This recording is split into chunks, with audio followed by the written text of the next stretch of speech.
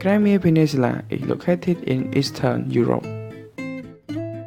It is located in the south of the Ukraine regime of Kazan and west of the Russian regime of Kuban, and it is almost completely surrounded by both the Black Sea and the smaller Sea of Azov. Following the Russian Revolution of 1917, Crimea became an autonomous republic within the Russian Soviet Federative Socialist Republic. After that, with the collapse of the Soviet Union in 1991, Crimea was recognized as the Autonomous Republic of Crimea. On 24th February 2014, Russia made several military incursions into Ukrainian territory. After Euromaidan protests and the fall of Ukrainian President Viktor Yanukovych, Russian soldiers without warning took control of strategic positions and infrastructure within the Ukrainian territory of Crimea.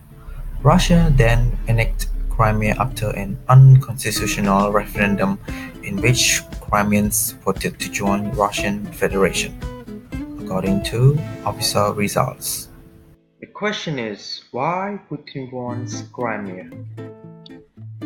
So first is that Crimean operation was a response to the threat of NATO further expansion along Russian western border.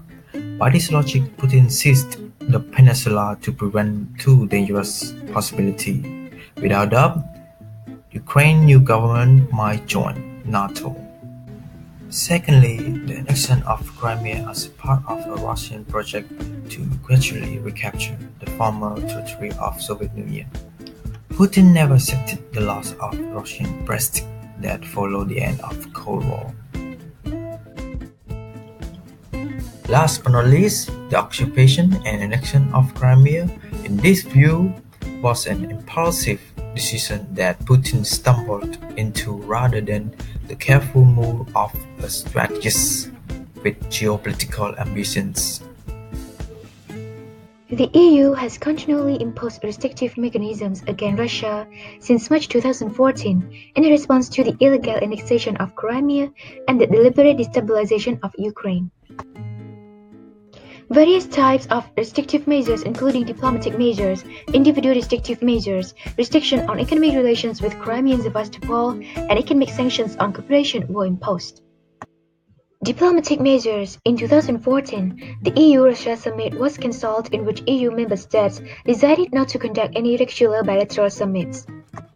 Individual restrictive measures were announced in March 2014 and last extended in March 2017 until the 15th of September 2017. Restriction on economic relations with Crimea and Sevastopol. Such measures are applied to EU persons and EU-based companies. Economic sanctions on cooperation were prolonged for 6 months successively on the 1st of July 2016, on the 19th of December 2016, and on the 28th of June 2017. For the Russian economy, the sanctions have increased challenges to macroeconomic in addition to the ones Russia was already facing.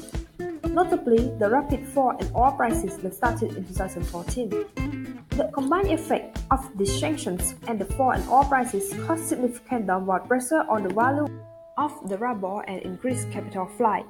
Furthermore, because Russia responded EU sanctions by banning on Western food imports, it led to higher food prices and hence to further inflation. Recent data confirm Russia's entry into the recession, with GDP growth of -2.2% for the first quarter of 2015.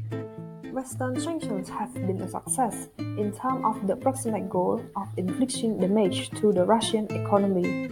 However, 2 years later, Russia was able to stabilize its economy and annex Crimea.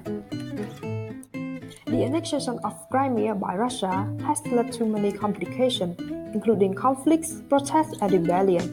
The international community has condemned Russia with a series of sanctions, but Putin has made no concession regarding Crimea. The Western sanctions have banned, but did not break the Russian economy. Created using Powtoon.